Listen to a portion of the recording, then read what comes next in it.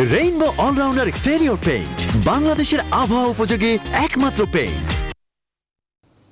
স্বাগত নিউজ 24 সকাল ৯টা বিরতিহীন সংবাদে, সঙ্গে আছি গালিব ইবনে রিয়াজ। দেখছিলেন শিরোনাম, এবারে বিস্তারিত। পদ্মা সেতুর ২ ও ৩ নম্বর খুঁটির মাঝখানে 1B স্প্যানে ধাক্কা লেগে ফেরি বীরশ্রেষ্ঠ জাহাঙ্গীরের মাস্তুল ভেঙে গেছে। বিআইডব্লিউটিসি জানিয়েছে, এই রুটে ফেরি চলাচল বন্ধ থাকলেও ফেরি জাহাঙ্গীরকে শিমুলিয়া থেকে পাটুরিয়া নিয়ে যাওয়া হচ্ছিল। সেতুর নিচ দিয়ে যাওয়ার সময় ফেরির মাস্তুল পদ্মা সেতুর স্প্যানে বেঁধে যাওয়ায় মাস্তুলটি ভেঙে যায়। এর আগে ১ মাসের ব্যবধানে ৪ বার পদ্মা সেতুর পিলারে ধাক্কা লাগে চলন্ত ফেরির। এরপর এই রুটে ফেরি চলাচল পুরোপুরি বন্ধ করে দেওয়া হয়। এবার আফগানিস্তান প্রসঙ্গ। মার্কিন সামরিক বাহিনীর সবশেষ ফ্লাইটটিও আফগানিস্তান ত্যাগ করেছে। এর মধ্য দিয়ে সমাপ্তি ঘটল ২০ বছরের আফগান যুদ্ধের। সোমবার ফ্লাইটটি কাবুল থেকে ছেড়ে যায় বলে জানিয়েছে পেন্টাগন। মার্কিন সৈন্যর বিদায়ের সাথে সাথে ফাঁকা গুলি ছুড়ে তাদের বিজয় উদযাপন করেছে তালেবানরা। সোমবারের রকেট হামলার দায় স্বীকার করেছে আইএস। এদিকে আফগানিস্তানে নতুন একটি মন্ত্রিসভা ঘোষণার চূড়ান্ত পর্যায়ে রয়েছে বলে জানিয়েছে তালেবান। বিস্তারিত মাসুদ রানার রিপোর্টে। কথা রাখলেন মার্কিন প্রেসিডেন্ট জো বাইডেন। সময়সীমার মধ্যে আফগান থেকে সেনাদের সরিয়ে নিলেন। সোমবার তারা প্রায় ২০ বছর আফগানিস্তানে অবস্থানের অবসান ঘটায়। শেষ মার্কিনী হিসেবে দেশটি থেকে সরে যান মার্কিন স্থল বাহিনীর কমান্ডার ও ওয়াশিংটনের রাষ্ট্রদূত। তারাই শেষ ব্যক্তি হিসেবে কাবুল আন্তর্জাতিক বিমানবন্দর থেকে বিমানে ওঠেন। মার্কিন সৈন্যদের বিদায়ের সাথে তালেবান ফাঁকা গুলি ছুড়ে তাদের বিজয় উদযাপন করেন। ইউএস সেন্ট্রাল কমান্ডারের প্রধান মেরিন জেনারেল ফ্রাঙ্ক ম্যাকঞ্জি কাবুল থেকে আফগান ও মার্কিনীদের শেষ দলকে সরিয়ে নেওয়ার পর সোমবার পেন্টাগনে এক সংবাদ সম্মেলনে মার্কিন সৈন্য প্রত্যাহারের কথা ঘোষণা করেন। আফগানিস্তান থেকে সেনা প্রত্যাহার সম্পন্ন হয়েছে। এর সাথে ২০ বছর ধরে চলা যুদ্ধেরও সমাপ্তি ঘটল। ৬,০০০ মার্কিন নাগরিক সহ ৭৯,০০০ মানুষকে কাবুল থেকে যুক্তরাষ্ট্রে সরিয়ে নেওয়া হয়েছে। তবে মার্কিন পররাষ্ট্রমন্ত্রী বলেছেন, সর্বশেষ বিমান কাবুল ছেড়ে গেলেও এখনো প্রায় ১০০ মার্কিনী আফগানে রয়ে গেছেন, যারা দেশটিতে থেকে যাওয়া মার্কিনীদের সরিয়ে নিতে শেষ মুহূর্ত পর্যন্ত সহায়তা অব্যাহত রাখবে। আমাদের সৈন্যরা আফগানিস্তান ত্যাগ করেছে। এরই সাথে আফগানের সাথে নতুন একটি কূটনৈতিক মিশন শুরু হবে।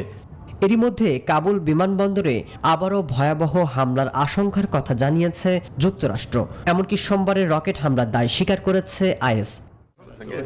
এদিকে ক্ষমতা গ্রহণের পর আফগানিস্তানে নতুন একটি মন্ত্রিসভা গঠনের চূড়ান্ত পর্যায়ে রয়েছে বলে জানিয়েছে তালেবান। সরকার গঠনে বিভিন্ন জাতিগোষ্ঠী এবং রাজনৈতিক দল ইসলামী আমিরাতের মধ্যে আলোচনা চালিয়ে যাচ্ছে তারা। এদিকে তালেবান কাবুলের ক্ষমতা গ্রহণের বেশ কিছুদিন পেরিয়ে গেলেও এখনো স্বাভাবিক হয়নি কাবুল পরিস্থিতি।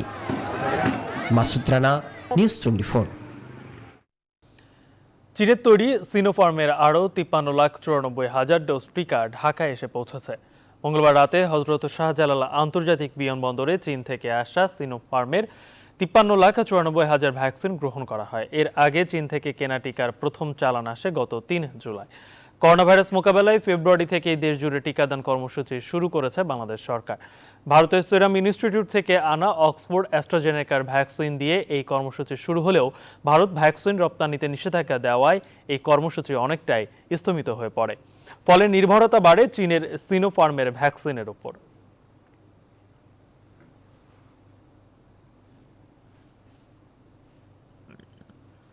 করোনার প্রকোপ কিছুটা কমেছে কলকাতায়, ধীরে ধীরে খুলছে সবকিছু। তবে সতর্কতা হিসেবে এখনও রাত্রিকালীন কারফিউ ও লোকাল ট্রেন বন্ধ রেখেছে রাজ্য সরকার। আর অক্টোবর পূজার পর থেকে স্কুল কলেজ খোলার চিন্তাভাবনা চলছে। কলকাতা থেকে বিস্তারিত জানাচ্ছেন ভাস্কর সর্দার। তৃতীয় ঢেউয়ে ভারতে মমতা সরকারের তথ্য অনুযায়ী পশ্চিমবঙ্গে অনেকটাই করোনা মুক্ত হয়েছে। তা সত্ত্বেও পশ্চিমবঙ্গে আগামী ১৫ই সেপ্টেম্বর পর্যন্ত করোনার বিধিনিষেধ লাগু করা আছে। মুখ্যমন্ত্রী মমতা বন্দ্যোপাধ্যায় জানিয়েছেন, আগামী 15ই সেপ্টেম্বর পর্যন্ত স্কুল কলেজ মাদ্রাসা সমেত এবং লোকাল ট্রেন যেগুলি বন্ধ থাকার কথা সেগুলি বন্ধ থাকবে এবং অফিস কাছারি কলকারখানা যেগুলো খুলে দেওয়া হয়েছে সেগুলো খুলে যাবে। পাশাপাশি আগামী 15ই সেপ্টেম্বর পর্যন্ত রাত্রি 11টা থেকে ভোর 5টা পর্যন্ত রাজ্যে জারি থাকবে নাইট কারফিউ। এই নাইট কারফিউর অন্যতম কারণ হলো মুখ্যমন্ত্রী মমতা বন্দ্যোপাধ্যায় বলেছেন যে সাধারণ মানুষ যাতে অসুবিধা না পড়ে সেই জন্যই কিন্তু রাত্রি 11টা থেকে ভোর 5টায় নাইট কারফিউ জারি থাকবে। ফলে একদিকে যেমনি সাধারণ মানুষের অসুবিধা না হয়, এর পাশাপাশি রাতের দিকে যে বার রেস্টুরেন্ট এগুলো খোলা থাকে সেদিকে সেগুলো বন্ধ রেখে একটি ব্যালেন্স করার চেষ্টা করছেন বলেই মনে করছেন করোনা বিশেষজ্ঞরা। পাশাপাশি রাজ্যে স্কুল কলেজ শিক্ষা প্রতিষ্ঠানগুলো আগামী অক্টোবর মাস অর্থাৎ পুজোর পর থেকেই খুলে দেওয়ার একটি পরিকল্পনা করা হয়েছে এবং শহর কলকাতার সাথে গ্রামগুলোর এখনই যোগাযোগ করানো যাবে না বলেই লোকাল ট্রেন চালু রাখা বন্ধ আছে। এর কারণ হিসাবে মুখ্যমন্ত্রী মমতা বন্দ্যোপাধ্যায় বলেছেন যে যেহেতু গ্রামগুলোয় 50% মতন করোনার ভ্যাকসিনেশন দেওয়া হয়েছে, যতক্ষণ না 80% বেশি করোনা ভ্যাকসিনেশন এই গ্রামগুলো পাচ্ছে ততক্ষণ শহর কলকাতার সাথে গ্রাম বাংলাগুলোর যোগাযোগ রাখা যাবে না। এর অন্যতম কারণ হিসেবে বলা হচ্ছে যেহেতু পশ্চিমবঙ্গের নিরিখে কলকাতায় চিকিৎসা পরিকাঠামো উন্নত হলেও গ্রাম বাংলার দিকে ততটা উন্নত নয়, ফলে সেই দিকে যদি করোনা মহামারীর আকার ধারণ করে তাহলে কিন্তু পশ্চিমবঙ্গে ভয়াবহ আকার নিতে পারে। করোনা বিশেষজ্ঞরা মনে করছেন সঠিক সিদ্ধান্ত নিয়েছেন মুখ্যমন্ত্রী মমতা বন্দ্যোপাধ্যায়। তার দূরদৃষ্টির জন্যই পশ্চিমবঙ্গে গত এপ্রিল মে মাসে যে 21 থেকে 22,000 দিনে দৈনিক শনাক্তের সংখ্যা পাওয়া যাচ্ছিল তা কিন্তু কমে 400 থেকে 500 জনের মতন এসে ঠেকেছে এবং মৃতের সংখ্যা 5 থেকে 6 জন পাওয়া যাচ্ছে। এর মধ্যে কলকাতা কখনো 0, কখনো 1 বা 2 এই অঙ্কের মৃতের সংখ্যা মিলছে। ফলে বিশেষজ্ঞরা এবং রাজনৈতিক মতে যেটা ধারণা করা হচ্ছে মুখ্যমন্ত্রীর দূরদৃষ্টির কারণেই পশ্চিমবঙ্গ অনেকটাই করোনা মুক্ত হয়েছে। ক্যামেরায় সাকিল আবদিনের সাথে ভাস্কর সর্দার, নিউজ 24 কলকাতা। এবারে করোনা আপডেট।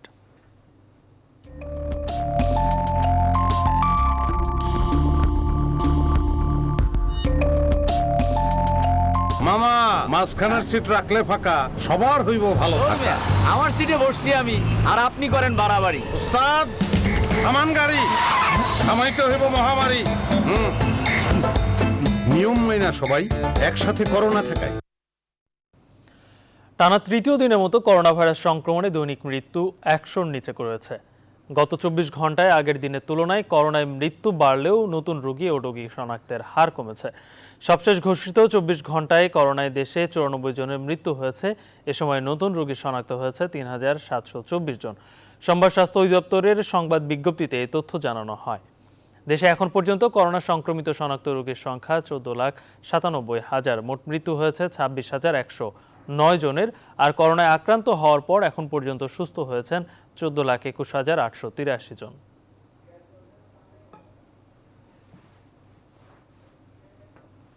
বকুল ভাই কই?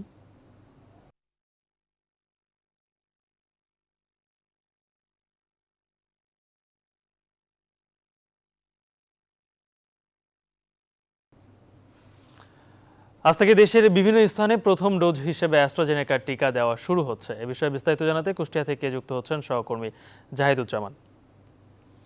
জাহিদ, কুষ্টিয়ার কতটি কেন্দ্রে অ্যাস্ট্রাজেনেকার টিকা দেওয়া হবে?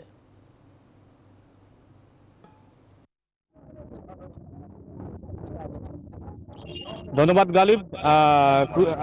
আসলে সিনোফার্মের যে টিকা সেটির মজুদ শেষ হয়ে যাওয়ার কারণে কিন্তু গত দিন থেকে এর টিকা দেওয়া শেষ হয়ে গেছে, বন্ধ হয়ে গেছে এবং বন্ধ ঠিক না, স্থগিত করা হয়েছে, যেটি আবার 10 তারিখের পর থেকে আবার চালু করবে বলে স্বাস্থ্য বিভাগ জানিয়েছে। এবং তবে আজকে যারা টিকা নিতে আসছেন তারা কিন্তু এই তথ্য জানতেন না যে দ্বিতীয় ডোজের সিনোফার্মের টিকা দেওয়া হবে না। তারা কেন্দ্রে আসার পরে মাইকিং শুনে জানতে পেরেছেন যে আসলে সিনোফার্মের দ্বিতীয় ডোজের টিকা দেওয়া হবে না। তারা কিন্তু অনেকেই অপেক্ষা করছেন এবং ক্ষোভ প্রকাশ করছেন। তারা বলছেন যে এই বিষয়টি আগের থেকে তাদেরকে SMS এর মাধ্যমে বা যে কোনো উপায়ে জানাতে পারলে তারা এই যে ভোগান্তি হচ্ছে সেই ভোগান্তিটা হতো না। আর গালিব, আপনি যেটা জানতে চাচ্ছেন যে আজকে কুষ্টিয়ার মোট 8টি কেন্দ্রে অ্যাস্ট্রাজেনেকার প্রথম ডোজের টিকা দেওয়া শুরু হচ্ছে এবং সিনোফার্মের যে দ্বিতীয় ডোজের টিকা অবশিষ্ট থাকছে যেসব মানুষের, সেগুলো আসলে আগামী 10 তারিখের পর যোগাযোগ করার জন্য স্বাস্থ্য বিভাগের পক্ষ থেকে বলা হচ্ছে।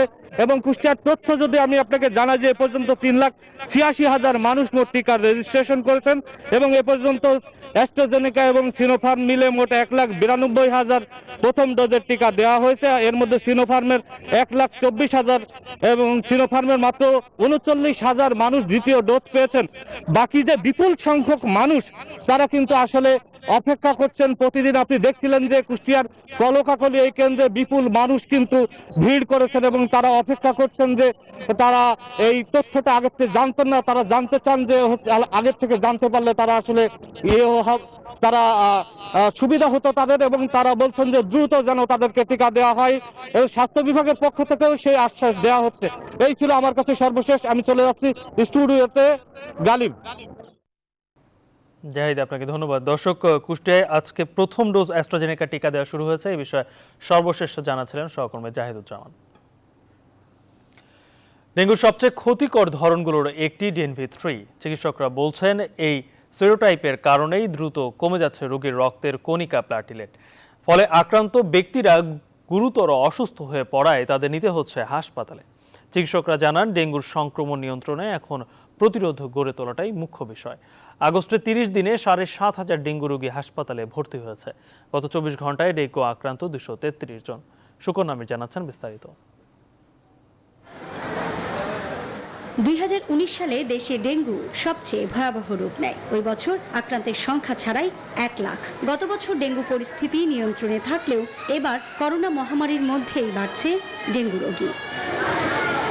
চলতি বছর আগস্ট মাসের প্রথম 29 দিনেই ডেঙ্গুতে আক্রান্ত হয়েছে 7,199 জন, যাদের মধ্যে ডেঙ্গু হেমোরেজিক ফিভার বেশি। আইসিইউতে ওকে 8 দিন রাখা লাগছে। পেট ফুলে উঠছিল, শ্বাসকষ্ট প্রচন্ড ছিল। গতকালকে টেস্ট করে দেখলাম যে 1,10,000 চলে আসছে। এই জন্য পরে আমরা কালকে রাত্রে ওকে ভর্তি করে ফেলছি। জ্বর, মাথা ব্যথা, শরীরের বিভিন্ন অংশে রক্তক্ষরণ, বমি সহ নানা উপসর্গ নিয়ে হাসপাতালে ভর্তি হচ্ছে ডেঙ্গু রোগী। আমার অনেক জ্বর ছিল, তারপর ব্লিডিং হয়ে গেছে, বমি, মাথা ঘুরায়, ব্যথা করে। 6 দিন গেল, তারপরে অ্যান্টিবায়োটিক খাওয়ানো হলো। 3 দিন পর থেকে শুরু করলো। এই 6 দিন পর থেকে ব্লাড আসলো গলাতে। 3 দিন তখন জ্বর কমে না, গলাতে ব্লাড আসছে, তখন হলো ডাক্তারের শরণাপন্ন হচ্ছে। প্লাজমা লিকেজ ফেজ আমরা যেটা বলি, যে ওই পানি জমে যাওয়া পেটে বা বুকে, এগুলোও দেখা যাচ্ছে যে অনেক বেশি। অ্যাসোসিয়েটেড কমপ্লিকেশনগুলো বেশি হচ্ছে, প্লাস রিকভারি রেট অনেক স্লো। ডেঙ্গু প্রাদুর্ভাবে ভাইরাসটির একটি সেরোটাইপ বা ধরনকে দায়ী করা হচ্ছে, যার নাম DNV3। এ কারণেই দেশে এবছর ডেঙ্গু রোগে মানুষ বেশি আক্রান্ত হচ্ছে, বাড়ছে রোগীর সংখ্যা। এবার বাংলাদেশে ডেঙ্গু DEN3 ভ্যারাইটির প্রাদুর্ভাব দেখা দিয়েছে। প্লেটলেট কমে যায় এবং প্লাজমা লিকেজ হয় দ্রুত এবং পেশেন্ট শকে চলে যায়। এটার পরামর্শ একটাই, যে আমি ডেঙ্গু রোগকে প্রতিরোধ করব। আমরা যদি সবাই সচেতন হই, ডেঙ্গু মশা জন্মাতে পারবে না এবং ডেঙ্গু রোগটা ছড়াতে পারবে না। চলতি বছর জানুয়ারি থেকে এখন পর্যন্ত দেশে ডেঙ্গু জ্বরে আক্রান্ত হয়েছে 9,857 জন, আর সুস্থ হয়েছে 8,690 জন। সুকন্যা আমির, নিউজ 24, ঢাকা। দেশের প্রধান নদ নদীর পানি বৃদ্ধি অব্যাহত রয়েছে। ফরিদপুরে পদ্মার পানি গোয়ালন্দ পয়েন্টে বিপদসীমার 46 সেন্টিমিটার উপর দিয়ে প্রবাহিত হচ্ছে। বগুড়া ও সিরাজগঞ্জের বিভিন্ন পয়েন্টে যমুনার পানিও বিপদসীমার উপরে। এতে প্রতিদিনই নতুন করে প্লাবিত হচ্ছে নদী তীরবর্তী নিম্নাঞ্চল ও চরাঞ্চল। পানিবন্দী হয়ে পড়েছে বিভিন্ন জেলার লাখো মানুষ। ঘরবাড়িতে পানি ওঠায় বানভাসীদের দুর্ভোগ চরমে। ত্রাণ সহায়তা না পাওয়ারও অভিযোগ করছেন কেউ। অবশ্য সংশ্লিষ্টরা বলছেন, বানভাসীদের জন্য খাদ্য সহায়তা দেওয়া হচ্ছে। প্রতিনিধিদের তথ্যচিত্রে ডেস্ক রিপোর্ট। ফরিদপুরে পদ্মা নদীর পানি বৃদ্ধির ফলে বন্যা পরিস্থিতির অবনতি হয়েছে। সদর উপজেলার আলিয়াবাদ, চর মাধবদিয়া ইউনিয়নের বেশ কয়েকটি গ্রাম নতুন করে প্লাবিত হয়েছে। বগুড়ায় যমুনা নদীর পানি বৃদ্ধি অব্যাহত রয়েছে। এতে সারিয়াকান্দি ও সোনাতলা উপজেলার বেশ কয়েকটি ইউনিয়নের 70টি গ্রাম প্লাবিত হয়েছে। পানিবন্দী 11,000-এরও বেশি মানুষ। ঘরবাড়িতে পানি উঠায় উঁচু বাঁধে আশ্রয় নিয়েছেন অনেকে। তলিয়ে গেছে 100 হেক্টর জমির ফসল। ঘর সাইডে বাদত যায় আশ্রয় নেওয়া হয়েছে। পানি ডুবে আছে, কষ্ট, ছাগল কষ্ট। ধানগুলো নষ্ট হয়ে যাচ্ছে, বিছন পারছি, সেই বিছনগুলো নষ্ট হয়ে যাচ্ছে। বন্যা দীর্ঘস্থায়ী হলে তা মোকাবেলায় প্রয়োজনীয় প্রস্তুতি রয়েছে বলে জানালেন উপজেলা নির্বাহী কর্মকর্তা। সরকারি তরফ থেকে খাদ্য এবং আর্থিক সহায়তা প্রদান করা হয়েছে। এর বাইরেও বন্যা যদি দীর্ঘস্থায়ী হয় সে বিষয়ে আমাদের প্রয়োজনীয় প্রস্তুতি রয়েছে। একই চিত্র জামালপুরেও। যমুনা নদীর পানি বৃদ্ধি পাওয়ায় ইসলামপুর ও দেওয়ানগঞ্জ উপজেলার বিভিন্ন ইউনিয়নে বন্যা দেখা দিয়েছে। গেল 10 দিন ধরে পানিবন্দী সিরাজগঞ্জের কাজিরপুর সদর বেলকুচি সহ বিভিন্ন উপজেলার হাজারো মানুষ। বন্যা দুর্গত এলাকায় খাদ্য ও বিশুদ্ধ পানির সংকট দেখা দিয়েছে। বন্যা ও করোনার কারণে কাজকর্ম না থাকায় খেয়ে না খেয়ে দিন কাটাচ্ছেন অনেকে। এ অবস্থায়ও পাননি ত্রাণ সহায়তা, অভিযোগ করছেন কেউ কেউ। খাওয়া দাওয়ার কষ্ট, যা আসার কষ্ট, সব জিনিসেরই কষ্ট। গাইবান্ধায় ব্রহ্মপুত্রের পানি বিপদসীমার 10 সেন্টিমিটার উপর দিয়ে প্রবাহিত হচ্ছে। সাঘাট, ফুলছড়ি ও সুন্দরগঞ্জ উপজেলার 16টি ইউনিয়নের চরাঞ্চল এলাকার রাস্তাঘাট ডুবে গেছে। নিচু এলাকার বাড়িঘরে হাঁটু পানি। এতে চরম দুর্ভোগে পড়েছে নদী তীরবর্তী মানুষ। কুড়িগ্রামে নদ নদীতে ফের বাড়ছে পানি। পানি বৃদ্ধির ফলে নিম্নাঞ্চল ও চরাঞ্চলে পানি প্রবেশ করায় পানিবন্দী 30,000 মানুষ। Desk report, news 24। পৃথিবীতে যখনই কোনো না কোনো সমস্যার সৃষ্টি হয়েছে, পরমেশ্বর ভগবান শ্রীকৃষ্ণ তখনই সেই বিপদ থেকে মানব জাতিকে উদ্ধার করেছেন। একমাত্র কৃষ্ণ আরাধনায় মোক্ষ লাভ এনে দিতে পারে। সোমবার সন্ধ্যায় রাজধানীর টিকাটলিতে শ্রী শ্রী প্রভু জগৎবন্ধু মহাপ্রকাশ মঠ প্রাঙ্গণে সনাতন ধর্মাবলম্বীদের ভগবান শ্রীকৃষ্ণের জন্মাষ্টমী উদযাপন উপলক্ষে আলোচনা সভায় বক্তারা এসব কথা বলেন। বিচারপতি সৌমেন্দ্র সরকারের সভাপতিত্বে ও সুজন দেবনাথের সঞ্চালনায় এতে প্রধান অতিথি হিসেবে উপস্থিত ছিলেন আওয়ামী লীগের সাংস্কৃতিক বিষয়ক সম্পাদক ও সংসদ সদস্য অসীম কুমার উকিল। বিশেষ অতিথি ছিলেন ডিএমপির অতিরিক্ত পুলিশ কমিশনার কৃষ্ণপদ রায়। সভায় মুখ্য আলোচক ছিলেন বাংলাদেশ মহানাম সম্প্রদায়ের সভাপতি শ্রীমত কান্তিবন্ধু ব্রহ্মচারী। এ সময় মঠের সহ সভাপতি শ্রীমত নীলাদ্রি বন্ধু ব্রহ্মচারী, সাধারণ সম্পাদক দীপক বড়াল, সাংবাদিক রাহুল রাহাস ছাড়াও আরও অনেকেই বক্তব্য রাখেন। পরে শ্রীকৃষ্ণের অভিষেক, পূজা, আরতি ও ভক্তদের মাঝে প্রসাদ বিতরণ করা হয়। এর আগে স্বাস্থ্যবিধি মেনে দিনব্যাপী পদাবলী কীর্তনের আয়োজন করা হয়।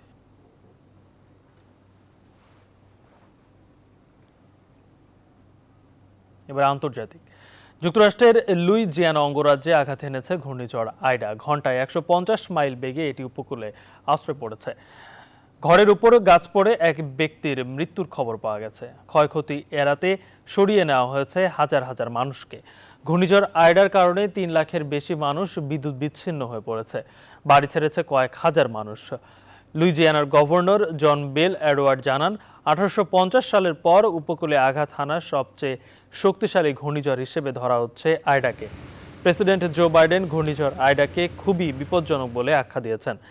তিনি ওই অঞ্চলের লোকজনকে সাহায্য করতে প্রস্তুতি নেওয়ার নির্দেশ দিয়েছেন। বাংলাদেশে এসে কন্ডিশনের সঙ্গে মানিয়ে নেওয়ার কঠিন চ্যালেঞ্জের ধাপ অতিক্রম করছে নিউজিল্যান্ড। দিন তিনেকের অনুশীলনে দলকে ভালো অবস্থায় নিয়ে গেছে বলছেন সফরকারীরা। এদিকে ঘরের মাঠের কন্ডিশনকে কাজে লাগিয়ে ছাত্রদের কাছে ভালো কিছুর প্রত্যাশা টাইগার কোচ ডোমিঙ্গোর। সংবাদ সম্মেলনে জানালেন, প্রতিটি সিরিজই তার কাছে সমান ও গুরুত্বপূর্ণ। মাহফুজুল ইসলামের রিপোর্ট। উপমহাদেশের কন্ডিশন সবসময়ই অস্ট্রেলিয়া, ইংল্যান্ড বা নিউজিল্যান্ডের মতো দলগুলোর চিন্তার বড় কারণ হয়ে দাঁড়ায়। ঢাকায় অবস্থান করা কিউই দলটাও মাঠের লড়াইয়ের আগে কন্ডিশন নামক জটিল প্রতিপক্ষের বিপক্ষে মানিয়ে নেয়ার চেষ্টায়। ইতিমধ্যে দিন দুয়েকের অনুশীলনে তাদের শরীরী ভাষায় তার ছাপ কিছুটা হয়েছে স্পষ্ট। সেই সঙ্গে বাংলাদেশের তুলনায় অনভিজ্ঞ এই দলটায় ডাক পাওয়া প্রতিটি ক্রিকেটারের জন্য নিজেকে প্রমাণের বড় মঞ্চ এই সিরিজ। বাংলাদেশের কন্ডিশন আমার অচেনা। জাতীয় দলের সঙ্গে আমার এটি প্রথম সফর, আর প্রথম সফরটা বেশ চ্যালেঞ্জিং। আমি সেজন্য প্রস্তুত। অনুশীলনে আমরা কন্ডিশনের সঙ্গে মানিয়ে নেওয়ার চেষ্টা করছি। আশা করি সবকিছু মানিয়ে নিয়ে আমরা আমাদের সেরাটাই মাঠে দিতে পারবো। অজিদের বিপক্ষে সিরিজ জয়ের রেশ এখনো টাইগার তাবুতে তরতাজা। কিউই বধের মিশনে এখন ডোমিঙ্গোর শীর্ষরা। বিশ্বকাপের আগে ঘরের মাঠে অজিদের বিপক্ষে দলের ফলাফল বাড়তি পাওয়া টাইগারদের। এবার নিউজিল্যান্ডের বিপক্ষে তার ধারাবাহিকতা থাকলেই হবে 16 কলাপূর্ণ। বিশ্বমঞ্চে যাবার আগে প্রস্তুতিতে পাবে বাড়তি মাত্রা, সঙ্গে মিলবে বাড়তি আত্মবিশ্বাস। Any series you win is a big series. আন্তর্জাতিক ক্রিকেটে প্রতিটি সিরিজই গুরুত্বপূর্ণ, প্রতিটি সিরিজ জয়ই বিশেষ গুরুত্ব বহন করে। দল ভালো অবস্থানে আছে, কন্ডিশনও অনুকূলে, সব মিলিয়ে খেলোয়াড়রা ভালো কিছু করতে মুখিয়ে আছে। 5 ম্যাচের টি-20 সিরিজ শুরু হবে 1 সেপ্টেম্বর। মাহফুজুল ইসলাম, নিউজ 24, ঢাকা। এই ছিল সকাল 9টায় বিরতিহীন সংবাদ। আপনারা দেখছেন নিউজ 24, সঙ্গে থাকে ধন্যবাদ।